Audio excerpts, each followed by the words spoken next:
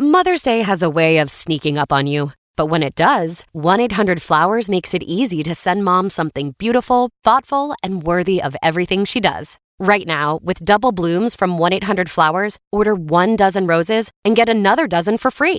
It's a bigger gesture with fresh, beautiful flowers arranged to make Mother's Day feel as special as she is. Make Mother's Day feel bigger with double blooms at 1-800-Flowers.com/podcast. That's 1-800-Flowers.com/podcast. Saints will win then by 24 points to 14. Tries from Harry Robertson, Carl Felt, Noah Stevens and Jake Davis. 4 from 5 off the boot of Tristan Saylor. Holt, Logan Moy with the opener. Amir Burra pinch one just before the break. And only a Zach Hardacre penalty to show for their efforts in the second half. And everybody stood around, and that is full time here at the MKM Stadium. Saints go top of the Betfred Super League as we start round 8 with this 24 points to 14 victory here over Hull FC this evening. Right, welcome then to Hooters. This is our full-time show taking in the day's matches on both sides of the equator. First of all, this morning at Queensland Country Bank Stadium, it went the way of the Manly Warringah Sea Eagles. They defeated the North Queensland Cowboys by 38 points to 6, a convincing victory for Kieran Foran's men, but hampered by the fact that they've lost Tom Trbojevic to a hamstring injury again. Yeah, it's desperately sad for Tommy Turbo, isn't it? I mean, there was a thought at one point that he could possibly be a Super League target, but people in Australia kept saying, you know, he gets injured quite often, and you know, so he would be a big money star, and they weren't sure whether he would give Super League their money's worth, you know, that they would have to pay him to come over here because he is injured just too often. So let's hear now, if you're on the podcast, we'll hear from the Manly interim coach Kieran Foran, whose first thoughts were about the injury to Tom Trbojevic. Yeah, he's obviously not looking too good at the moment, but we'll wait until we get a scan on Monday to assess the severity of it. Look, the boys handled it extremely well considering the swapping of positions, and Clayton had to go on, and I thought he did an extremely good job coming on at centre, and then Tolu pushed back to full-back, and he was outstanding. So, really proud of how the boys handled that disruption. I just thought our intent was there from the get-go. We spoke about starting fast, wanting to really go after them through the middle, and I thought the boys did that. We also mentioned earlier in the call on the broadcast about the North Queensland Cowboys. They may have won the last 4 games, but they've played Gold Coast, St George, an understrength Brisbane, and what's the poorest Melbourne side in about 15 years. And there's been a bit of heaping up there from the fans, and it's not really going to ease the pressure on him, is it really? It's not, no.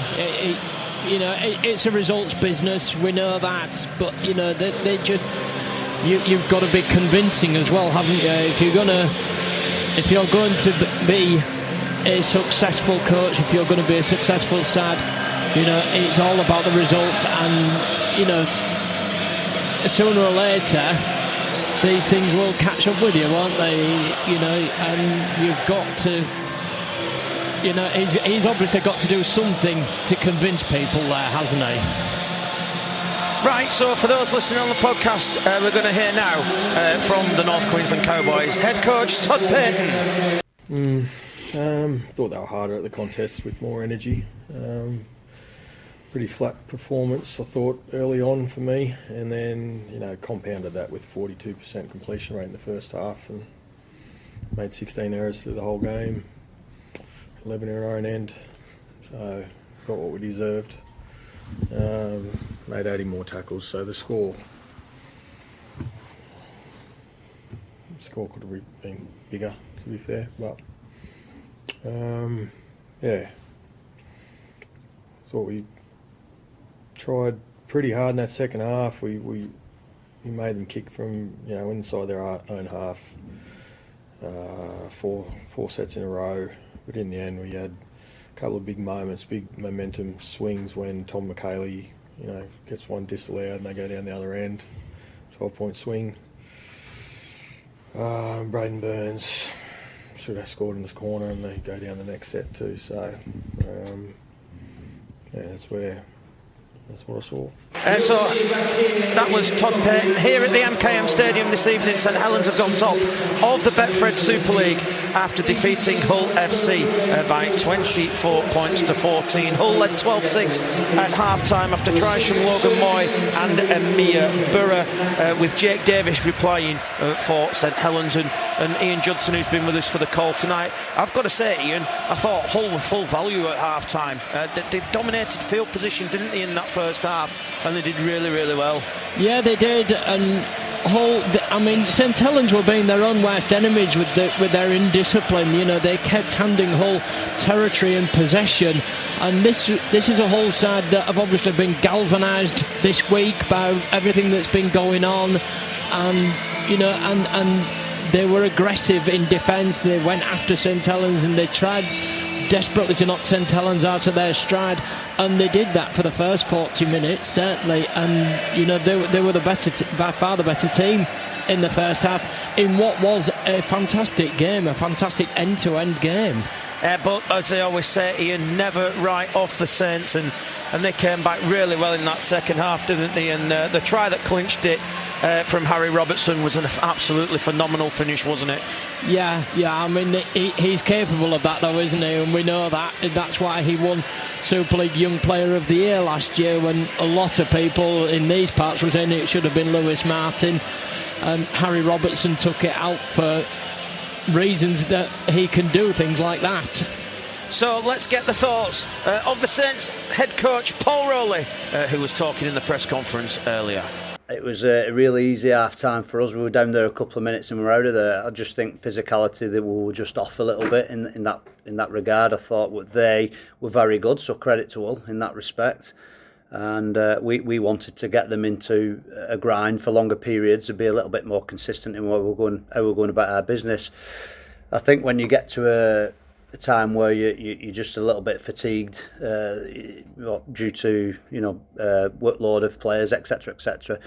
I think the effort was still there, but it was probably a little bit disconnected. And the result is it can get a little bit messy in how we controlled them defensively in that first half. But they fixed it up and we nilled Hull in the second, so I cannot speak highly enough of them.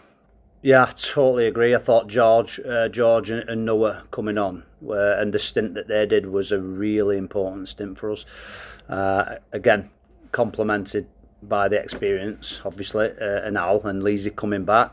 Clem did shorter minutes, but he's been an absolute Trojan for us. So and Shaw's in there as well, who's ended up in the back row. So again, it worked without disruption with injuries and stuff, but it was gritty. I would say it was a gritty performance. We had to find a different way, and credit to Hull again. What they did defensively, they challenged us, and but we found our rhythm in that second half. And we're happy with the performance or the results? I'm made up with it, to be honest. Just for the lads, really, because I think as a club we've done it tough, and I think they deserve that result. They deserve to go into a break, which they've got now, 3-4 day break. With a good feeling, and I'm really pleased for them.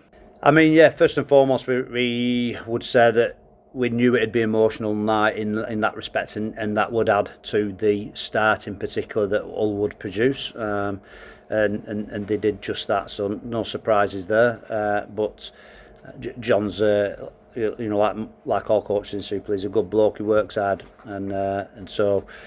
As coaches, we all have sympathy and empathy for everyone's situation, but we know what the job's about, and we as a club and I as an individual and the coaching team wish him all the best, but we wish Hull all the best as well with the rest of their season and their future. So.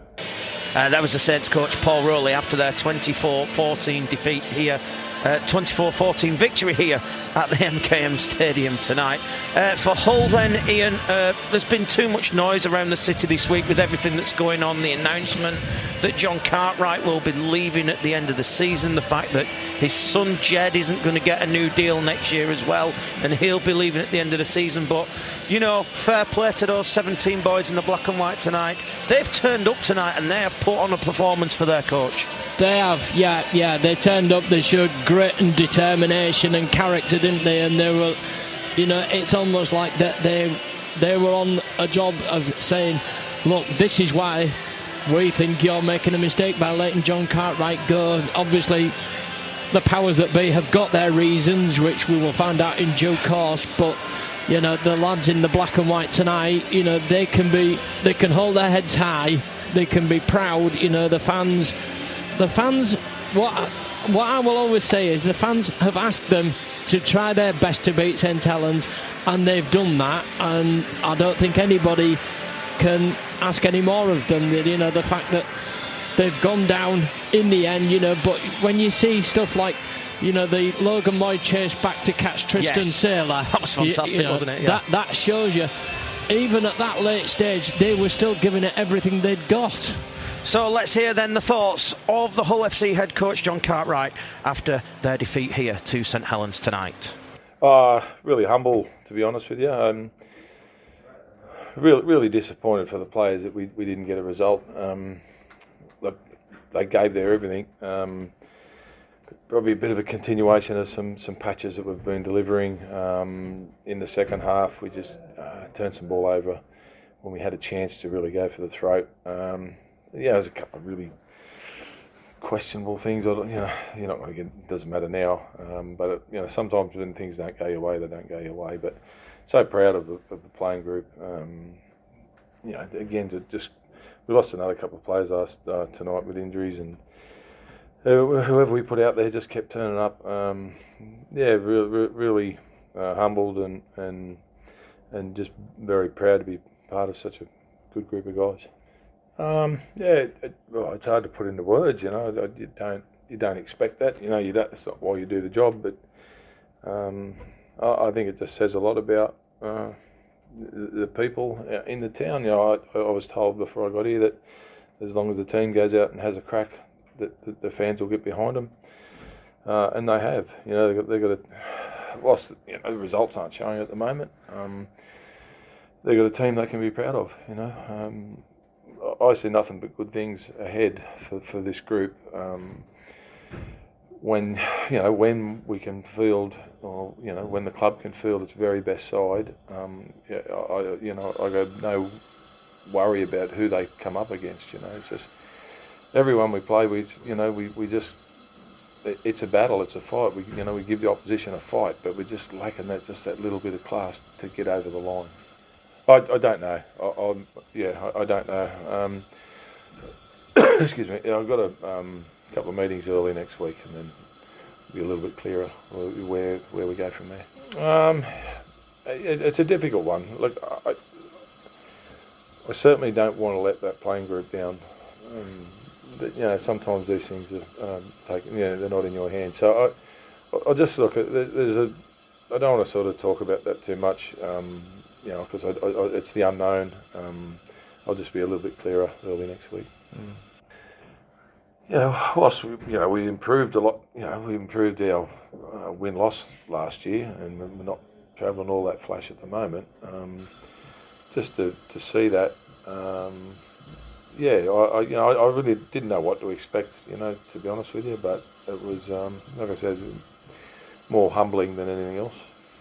The most important thing out of all this, I said, I was asked how I felt the other day, and I said it. And you know, the most important thing now is the club.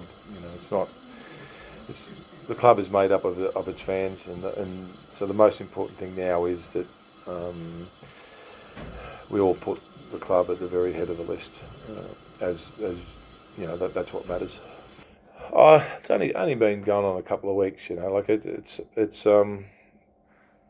Yeah, it is tough, like coaching your son, especially when he's gone through the injuries that he has. You know, he no one works harder on getting himself back on the field, and So it's really difficult watching that as a dad, but you're also his coach. But he's become my minder, I suppose, over the last couple of weeks, and it's I'm just so glad, and I'm lucky that he's here with me. I'm 100% sure that that early in the week, like that's why we dealt with it early in the week. I wanted to deal with it as soon as I possibly could, because it was always going to get out there. There were leaks out there. So we dealt with it. We had a couple of days off, and we come back in. We had 2 really good days of training, and then just a light session yesterday. And I was really confident going into the game that you never can go in and say you're going to win, but I was really confident that they'd give a really good account of themselves. So I'm 100% sure there was extra emotion in the game, but the way we prepared and the way we finished the session yesterday, it was just sort of business as usual. At some point I'm going to finish here, so if that's a month, a week, a year, I'll always have fond memories. The town has taken me in. I've got a really good group of friends that I've made that'll be friends for life. And I love the town. They love their team. They're passionate about it. Very friendly, and just the playing group that I've been involved with is just as good a bunch of guys as you'll ever come across. That was the Hull FC coach John Cartwright then after their 24-14 defeat here to Hull FC tonight. You've been listening to Hooters here on rugbyleague.com with Matt Horton and Ian Judson. Thank you very much for joining us. Plenty of rugby league action to come over the weekend here on rugbyleague.com. You stay tuned in with us.